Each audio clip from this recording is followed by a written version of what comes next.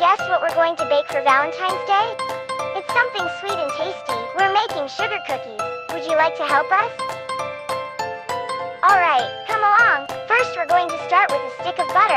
The yellow butter is shaped like a rectangle. Now for the sugar. Then mix it all together. I'm using a round bowl. My teaspoon is also round and shaped like a circle. Can you help me pour it in? Last but not least is the baking soda and flour. Once the ingredients are blended together, squish the dough into a big ball. Do you know what shape a ball looks like? That's right, it's also shaped like a circle. I'm going to put the dough in a green bowl and let it chill in the refrigerator for about 20 minutes. Then comes the fun part. My friends and I are going to use heart-shaped cookie cutters because it's Valentine's Day. Can you count the cookie cutters with me? 1, 2, 3, way to go!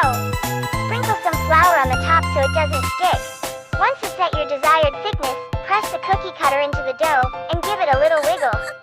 Then place them neatly on a baking sheet and put them in the oven. Can you count the cookies on the baking sheet with me? 1, 2, 3, 4, 5, 6, 7, 8, 9, 10, 11? Great job! When the cookies are done baking, it's time to add the icing. We are using pink and red for Valentine's Day. Don't forget to add your leftover chocolate sprinkles. The cookies are looking delicious. We finished just in time to invite over all of our friends. Remember, God loves you, and we do too. Don't forget to click and subscribe to be the first to know when new videos are released.